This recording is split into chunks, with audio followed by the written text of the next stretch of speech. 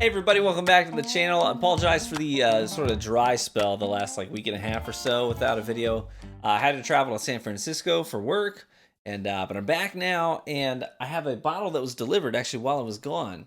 This is a bottle of Nulu, and I recently did a video on Nulu in general, and my consensus was that Nulu to me is a bit of a crapshoot. Like, some of the stuff I buy from them, it's like, you spend 120, 140 bucks and it's amazing. And then other times you spend 120, 140 bucks on a bottle of Nulu and you're like, wow, that is trash. And so for me, there's not a lot of in between. I either love it or hate it. So it can be a bit of a gamble. But I decided I was going to gamble again and spend 140 bucks on a barrel pick of Nulu. This is MGP, straight bourbon whiskey, finished in apple brandy barrels for 2.5 years. Like, that's kind of intense. And the color on this is so, I haven't popped the seal on this yet. Look how dark this is. And I'll get some B-roll footage for you too, but it is so dark in color. And I was like, you know what? I gotta try that. I gotta try that. Like, different barrel finishings are just so interesting to me. So we're gonna give it a shot. I'll tell you what I think about it, and then we'll rate it. Sound good? Let's dive into it. So for comparison's sake, it's almost gone, but this is the same MGP juice, right, as this. Look at the color difference. It's so different. It's so different. And the only difference is the brandy finish as opposed to just a second toasted barrel finish on this one. So there's not a lot of extra color added to this or imparted on it from that second barrel like this one has with the finish in the apple brandy cask. So I am kind of excited about this one. Get that wax seal off. And then listen. Oh, this is a very important part. Listen. Oh, great sound. Love that sound. Nope, don't nose it yet. I always have that temptation just to sniff right out of the bottle. All right, here we go. I will say Nulu does a really good job with their bottling. The presentation is nice and crisp and clean. They put a lot of information on it. This is a r/bourbon barrel pick, actually, courtesy of Take over there at r/bourbon. That's where I get a lot of my barrel picks from, and a couple of local stores. All right, let's nose this thing. You like apple peels? You like that? It's like a red apple peel, like a gala apple, or even like a Honey Crisp. I love Honey Crisps. Not a green apple, which is an important distinction to make. But definitely that sweet stewed corn in there as well. That doesn't get like swallowed up and hidden by the barreling, the finishing barrel. Then there's a little bit of like an herbal and somewhat not herbal, floral. That's again another important distinction to make. But it's not herbal. It's a little bit of a floral note. That's quite an interesting nose. Let's try it. I was gonna say, on that first sip, I was like, "Ooh, that's got some heat to it." It's 126, or I'm sorry, 124 proof. That's why. 124 proof. That's got some heat to it. For comparison's sake, the recent bottle of Booker's I reviewed was 126.6. So just a couple of proof points below that. It's got some heat to it. I'm not sure that was the right call. I almost feel like a drop of water or two in this might let the apple kind of open up a little bit.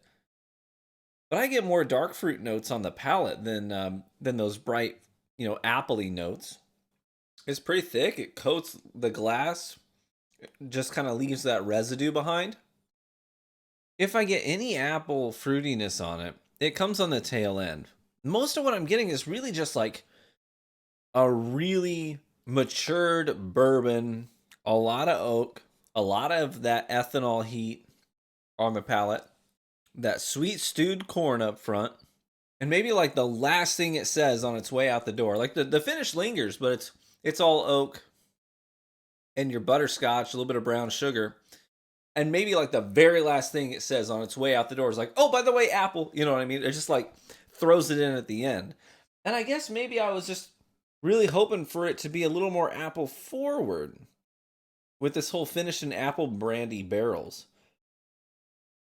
You know, I wanted almost like that red fruit vibe you get from the brandy. I wanted the bright apple that you would get, because I do get a little bit of that apple peel on the nose, but it's just like not there on the palate. It's sort of an afterthought at the very end of the finish. Yeah, so I'm conflicted here because it's not actually a bad whiskey. Like MGP knows their stuff, right? It's got a lot of proof on it. They don't water it down, and it is a tasty bourbon. But if you did not tell me it was finished in apple brandy casks, I never would have guessed it. You know what I mean? I would just think that it was like a really well aged, 7 to 8 year bourbon. I wouldn't guess there was a finish on it at all. So I think I'm going to give that one a rating of, I'm going to fall into a 6.7. 6.7. I'm disappointed. It's not that it's bad whiskey. It's not bad whiskey. But for the price point to spend $140 on this, when Booker's Charlie's batch is it's a $90. I spent $90 on that bottle.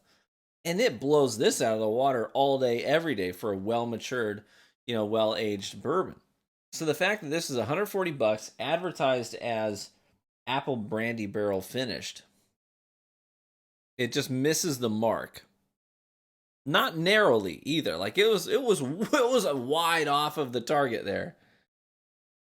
So, man, hopefully I'll have an apple brandy finished something again sometime. I almost feel like, I think of apple brandy, I feel like that would be a really good finish on a rye. You know what I mean? Like a high corn mash bill rye. You know what I'm saying? Like maybe a 60% rye and then 35% corn and then 5% barley. I feel like that would be a fun mash bill to do an apple brandy barrel finish on.